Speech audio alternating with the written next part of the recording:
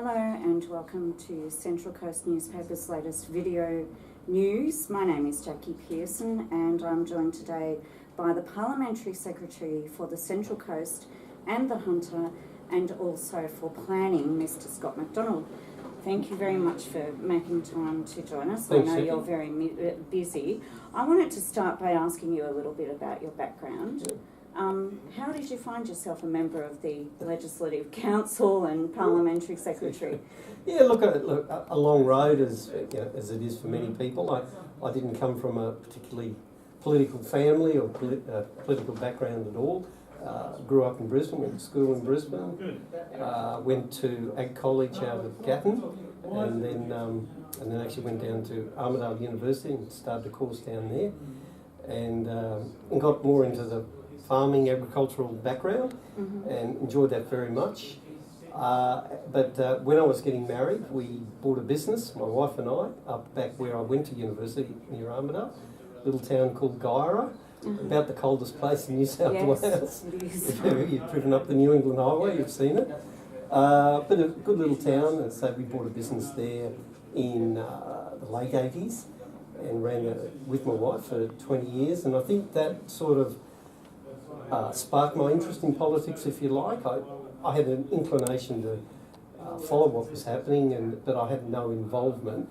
But in a small town and in a small business, you're right at the coalface of a lot of government decisions, if you like, at a local, state and federal level.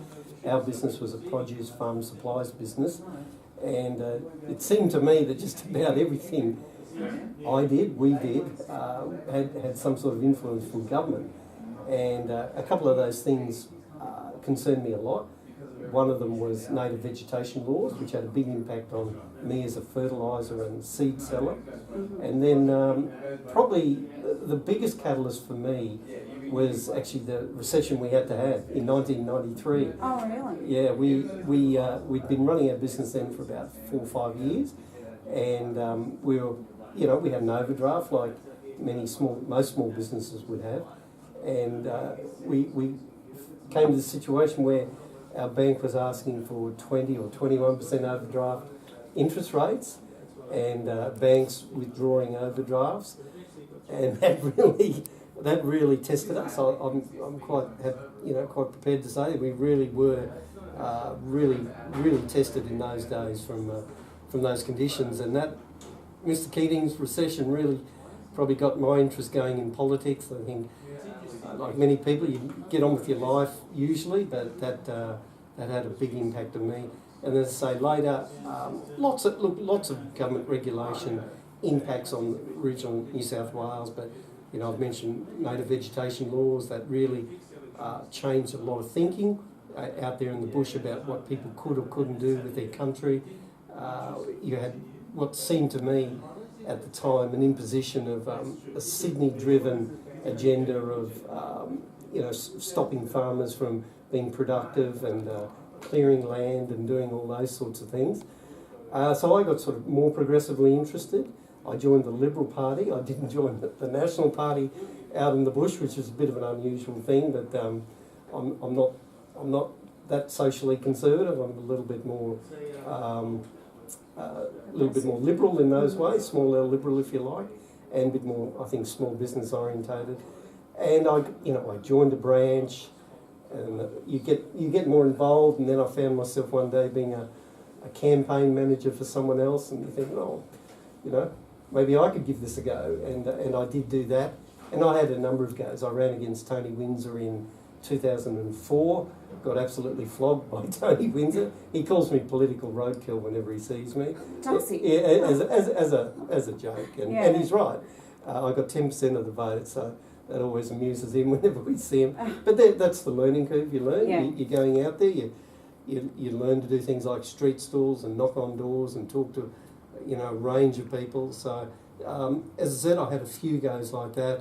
I was nearly elected in 2007 in the upper house ticket, just missed out, but then came to 2011 and I was quite high up on our upper house ticket, and I was elected in 2011. And so now, as someone with that rural background, you've ended up Parliamentary Secretary of two quite diverse, but quite urbanised areas. Yeah. So first of all, before we get on to that, what's the difference between a Parliamentary Secretary and a Minister? Yeah, look, ministers obviously sit around the cabinet table.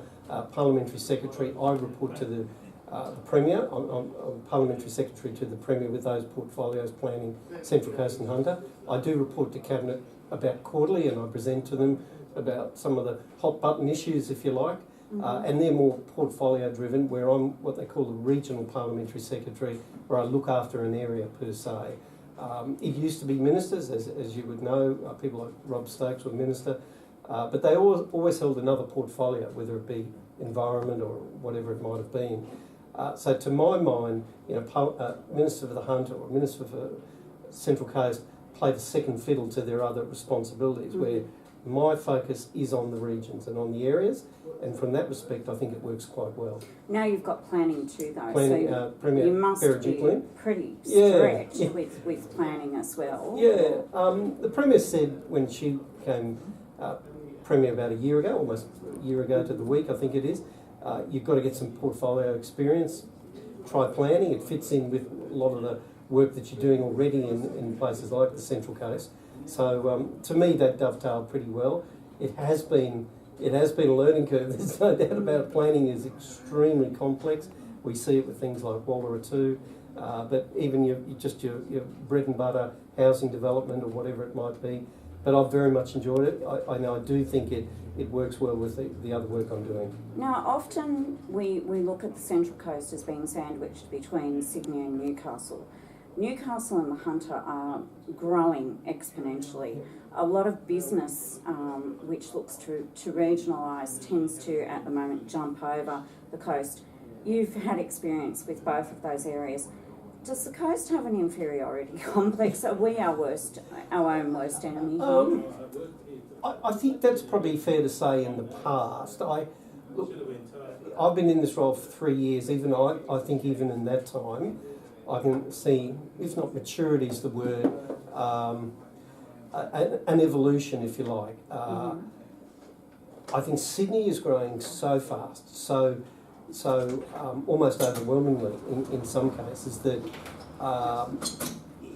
yes, in some ways the Central Coast is an extension of Sydney in things like where people are working and where their sporting interests might be or their employment or whatever it might be. But I still think the Central Coast retains its own character, its own issues, if you like, and I don't believe that it is overlooked, missed in any way by the government of the day. I think it for the reason that it simply can't afford to. It's networked in with the roads. It's networked in with the rail. I was at the new rail power substation this morning. That is part of the Sydney train network. You can't divorce the two. So I think it's incredibly well integrated, but you still have that gap of 60 or so kilometres, which allows it that bit of breathing space for people, for the area to retain its character and develop it in its own way. So we're 13 or so months out from the next state election. In your role as Parliamentary Secretary for the Central Coast, what do you see as your major achievements to date? I think we will be very much talking about the roadworks we've been doing, say like West Gosford, the M1 works we've been doing, all those other associated works, Central Coast Highway. We will be talking about the rail. In 13 months' time, you will start to see, as we were doing there this morning, the new intercity fleet. So that will be, if not on the tracks, it'll be very, very close, literally within weeks or a few months of that happening. It starts up at Tuggerah and then rolls out from there. You will see Kangi maintenance facility, I think, nearly complete at that stage. We do have, and I'm very determined, I think, and I've talked about this before, catching up on the school maintenance backlog. We'll have Warnervale School, the new Warnervale Public School design will be out there. So I think we'll be able to point to good financial management by the state. We saw with ComSec yesterday, we used to be last in the list of states, in the state of states league table. We're now at the top. It's a bit it's financial. It's financial work, and it doesn't sort of appeal to everybody to think along those lines. But it gives you opportunity. It gives employment. It gives employers the opportunity to take those, to grasp the straw, if you like, and go out and build their businesses. Two things you haven't mentioned. The expansion of Gosford Hospital, yeah. And the amalgamation of the council. Yep. Did you want to talk to those? Yeah, look, $500 million on hospital infrastructure. That'll be $348 million up the hill up here. $200 million by 13 months' time. I think you'll see the early works of Wyong. So they'll be, Gosford will be nearly finished at that stage. Wyong will be at the start of its rebuild. So I think, yeah, they're incredibly important. I'm quite proud of the amalgamation, and I come from a small council. I did witness how difficult it was, and it was. It is difficult for people both at the leadership level and the elected level, and for the community to understand why we need to do this. What's the disruption going to lead to? How's this going to benefit me? Where are these cost savings going to appear from, and all those sorts of things. But I point in Cabinet, in Parliament, I point to the Central Coast as being one of the success stories of local government amalgamation. And I sincerely believe you've got to contain good geographic area where this works. I do hope we have a settling down period quickly at the CEO level. That needs to happen, because a person such as myself and many people in government work with and through the CEO. So it's important that gets bedded down quickly. It looks like an expensive exercise, We've still got 2 separate accounting systems. They're promising that will be fixed by June 30. We've still got 2 websites. We've still got 2 coastal zone management plans. This looks like a decade-long... Yeah, and I think that's the experience that we've had in the past. I point to Tamworth out there that had 5 councils, I think it was, merged into Tamworth Regional Council. I think your figure of a decade is probably not that far off, to be honest, in terms of everything from employment, from IR, web systems, culture, the community getting used to dealing with it. So, I think most of it will be in that sort of probably that 5-year period. But I look at Tamworth now, which is about that decade point, and it's only a decade that I would say this is completely bedded down and people couldn't imagine anything else. Okay. Yeah. So in terms of the election, I know it's still a fair way away and you're not in campaign mode, but it looks to me like this state government has basically given up on the seats of Gosford and Wyong, and appears to be focusing on the entrance and Terrigal. What do you think your chances are? Look, there's no doubt that we'll be looking to get seats. For a government at the end of its second term, looking for a third term, which is, it's a big ask. Mm-hmm. A coalition hasn't had a third term for a long, long time. I think you've got to go back to the 70s. So it's a big mountain for us to climb. But having said that, to be in the position where we're looking at taking seats back from the opposition, I think speaks volume for how confident we are that we can sell our story as good economic managers, building the infrastructure, and serving the people. So to me, that's quite remarkable. Now, what seats we'll identify, more on that closer to the mark. But I can say to you fairly and squarely, we will be looking to take Central Coast seats back. So, on that basis, yep. is a decision by Anthony Roberts to go with the PAC recommendation to say yes to Wallarah to a good move? Look, it was a delegation of his powers. So the PAC has made its determination, as we saw a couple of weeks ago now. So there can be a Land and Environment Court challenge, I believe? Look, I've had this question put to me. Of course, a challenge or an appeal at this stage can only be on judicial. It can't be on merits, and that's important to understand. So it's only if people Can you clarify that difference? So that's more about the process. So if someone believes that the PAC failed the process, not the merits of the water study or the air study or the traffic study or the amenity or whatever it might be, or the economics, whatever it might be. So it's only judicial appeals. And that is basically someone saying, well, look, PAC failed to follow the process, say they might think in respect of public hearings or something like that. So, Okay. you know, I'm not... So let me play devil's advocate for a while then and look at some of the anti-Wallarah 2 arguments. The risk to the water catchment. Sure, yeah. Well, look, obviously that's been part of this process now for a decade and a half or more. And look, the PAC, who is the most qualified to review the studies, they've made an assessment that the studies say that the proposal put forward by Wyong Coal it has merit. So they agree with their assessments about the risks and any loss of water, and then how that water might be compensated, and the impacts for the catchment. So I'm not a water expert, but PAC has, you know, asked for those studies, reviewed those studies, and they have confidence in those studies, and then they make that determination. And then the ongoing issue, which is an old issue on the coast, of air pollution. Yep. Several community groups are now saying that even the still operational coal burning underground power plants yep. are not properly monitored, that we only have one air pollution monitoring station, which is at Wyong Racecourse. You're comfortable? Yeah, well, that's, you know, one of the factors looked at by PAC. Of course, we're talking about an underground mine. You're talking about power stations that are already operating under their own, you know, their existing licence schemes there now. So EPA are charged with monitoring that, reviewing that, and taking action when there are breaches. So, you know, so PAC has looked at where that coal's going to go, and any, you know, it's an underground mine, obviously, so we're not talking about an open cut and everything that's associated with an open cut mine. This is an underground mine. Yeah. It's going to be stockpiled at Buttondry Sure.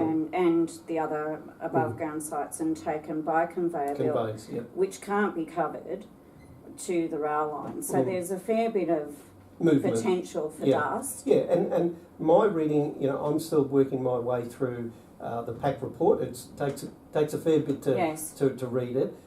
They've looked at those issues, whether it be conveying or stockpiling, and again, that's not unusual. You know, they have to do all that for any mine application, and they put their mind to that. They draw on the experts to you know, make an assessment about the risks and you're not worried about the meeting that was held at Ourimbah on Saturday, which appeared to be the beginnings of a public campaign against the mine.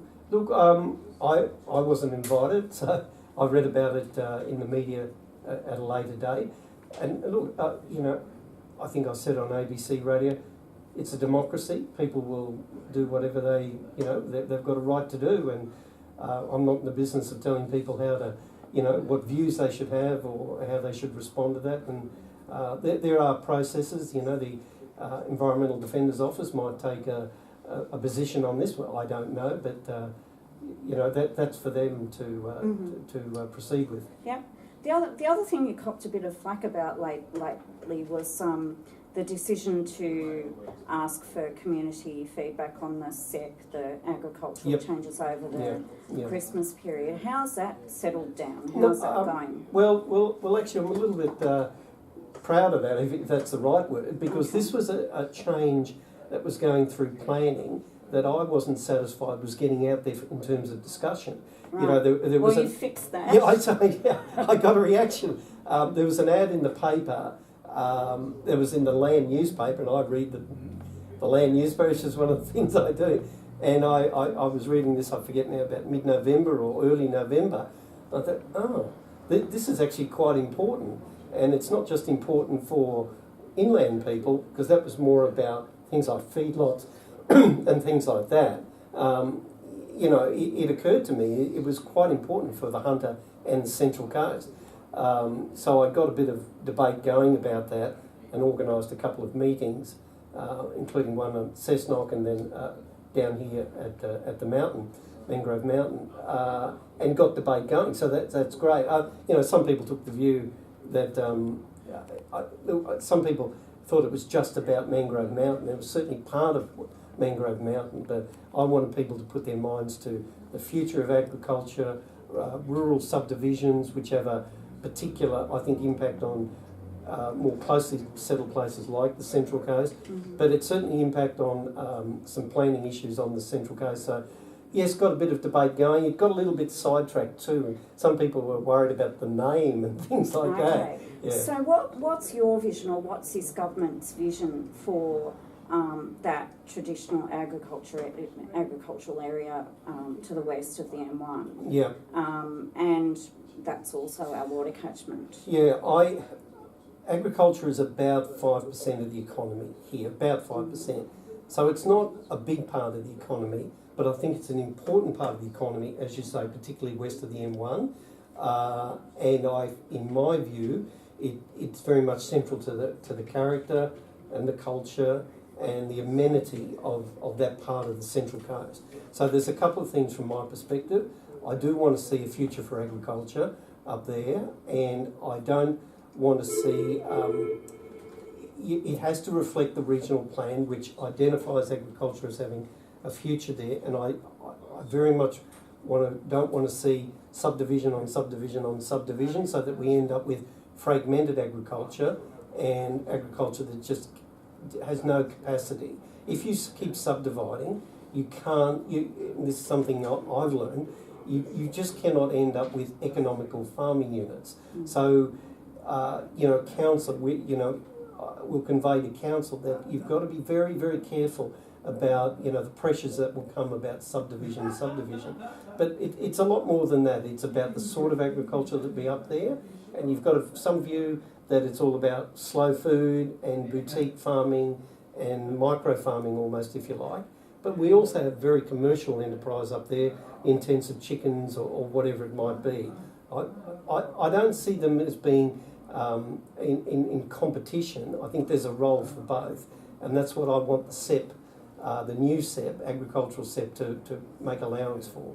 There's some legacy issues in our food area, including Mangrove Mountain landfill and the chicken carcasses from the bird flu that some up there say is not bird flu.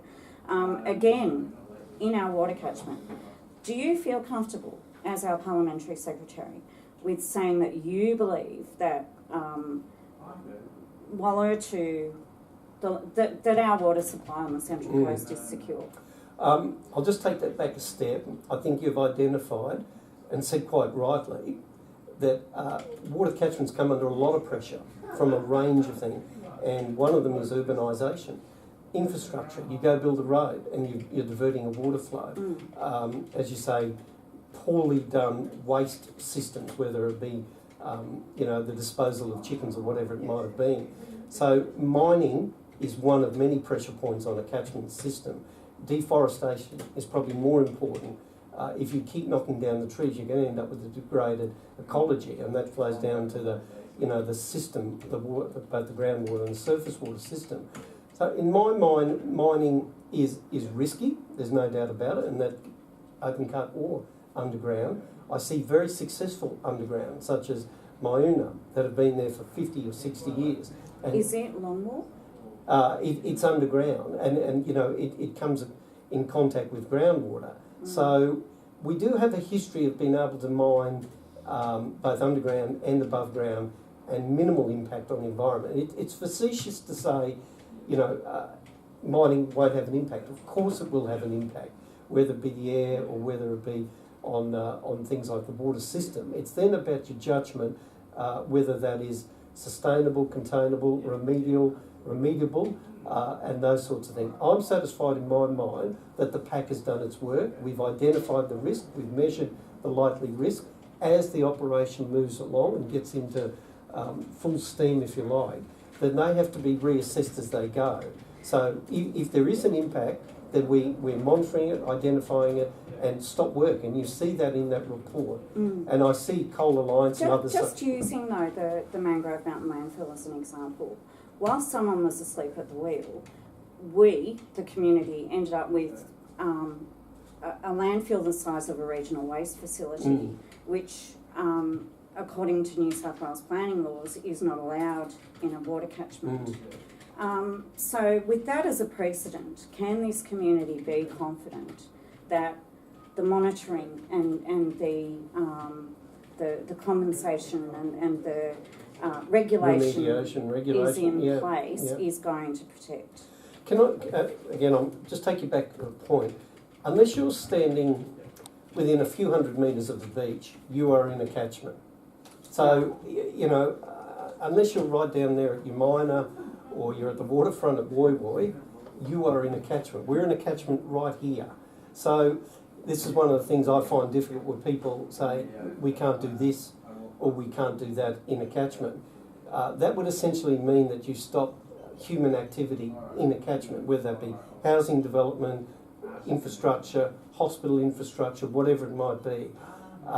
So it's very much about, I think, you know, being honest with yourself that we are a growing area, we're a developing area, we are getting more population into the Central Coast, so there will be impact on the catchment, or whether that be, as I say, from urbanisation or infrastructure construction or whatever it might be. So let's all be sort of honest about this, that whatever we do, so unless you're standing on the foreshore somewhere, you will be having an impact on your catchment. And some of the greatest impacts on catchments, you know, what flows off our road systems, the dirt and the diesel particulates and things like that. So I believe we've got the mechanisms in place. I think they're getting better and better for EPA to do their monitoring about you know, what a mine is licensed to do and what it's not licensed to do. Are you a water diviner? Do you think from the bush? Do you think we're headed for a drought? I mean, there's already pretty strong talk about a drought in the Hunter. Yeah. I think we're 7 months with below average rainfall. Yeah. I could spend the next 3 hours talking about drought because drought was part of my bread and butter for 20 years, dealing with farmers. And I can tell you, number one, obviously, our climate is variable. We are the most variable climate in the world, I think, except for the Antarctica or somewhere like that.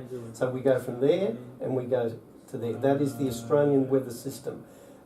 And it's then about how you prepare and how you manage that.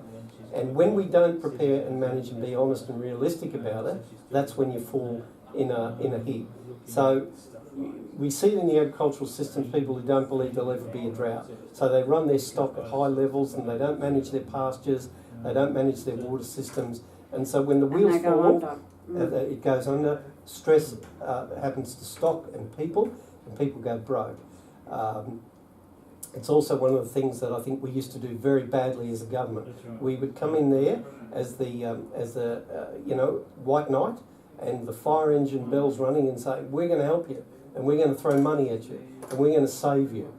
And people say, that's great, and they keep their stock on and they don't manage and they don't prepare, and then everything's survivable, but 10 years later it happens all over again. So to answer your question about the Hunter, we're in a dry period. The good farmers will know this has been coming. They'll have the right pastures, the right stock, the right fodder reserves and the right financial capacity to deal with that. Will they want to close off our pipeline? Well, you're your own now. You're courtesy of the amalgamation. You're one Central Coast Water Authority, which I think is good, and your water capacity here is enough done properly. You've got enough water capacity to get you through years and years of dry conditions. So I'm not concerned at this stage, but it needs the responsiveness of the council, the Water Authority, to talk to the community about their water consumption. It has to be priced properly, so all the externalities and the costs of providing the water are there. There's a signal there for the value of water. Water is not free. Water costs money to harvest, to treat, to deliver, and then to treat, if you like. So all those things have to be costed properly, and the community plays its part by managing its water consumption. And that has improved a lot. If you look at it over the last 20 years, we're about, I think, about 30 or 40% where we used to be. When water was nearly free, just about free, we stood under showers for hours and we washed our car every day and we did, you know, all those sorts of things. 13 months out from an election, where to from here? What do you see as the... Well, for us, it's about delivery. There's no doubt about it. Finishing Gosford Hospital, getting on with it. We've got a myriad of roadworks we want to finish. I do want to see progress on the Warner Vale School. For us, it's about delivery. I think we've put the building blocks in place, and that's where we'll have a good story to tell to the community, and there's more of this to come because we're good financial managers. We don't have our back to the wall, wondering if we can afford to do this or afford to do that. We're in a position to work with council on things like change rooms for the stadium. We're in a position to help them with many, many things, and I want to see continued investment in roads and schools and the train network. The Mayor said this morning she was very happy to receive funding for the works at Umina Beach, that a dredge would be a wonderful complement to it. Any word on that announcement yet? No. And look, I've got to say, we're having conversations with the council. It is one that we're not in agreement with. I've got to be clear about that. Other councils up and down the New South Wales coast either own their own dredge or they contract a dredge out and they take responsibility for that. So we have a different viewpoint on that at the moment. They've applied for funding for various things. We've come in with emergency funding, as you know, for Edelong Channel.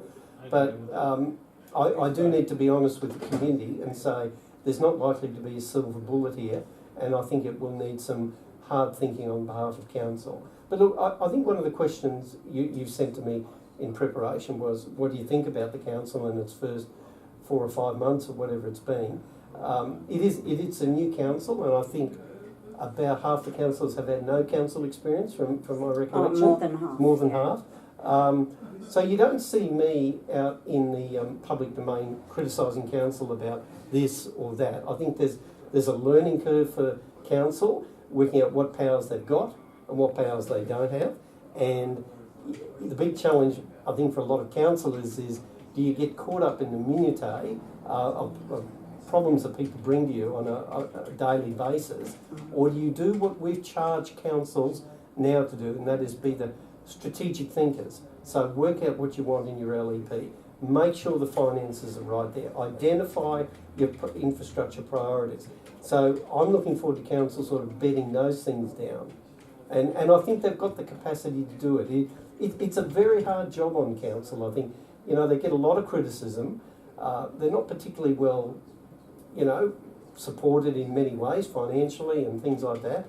And yet they're expected to, serve the public 24 hours, 7 days a week. So, well, I think you do a bit of that too. So thank you so much for your time. Thank you, It's been really good to speak with you. Thank you. Thank you. I could talk on drought forever.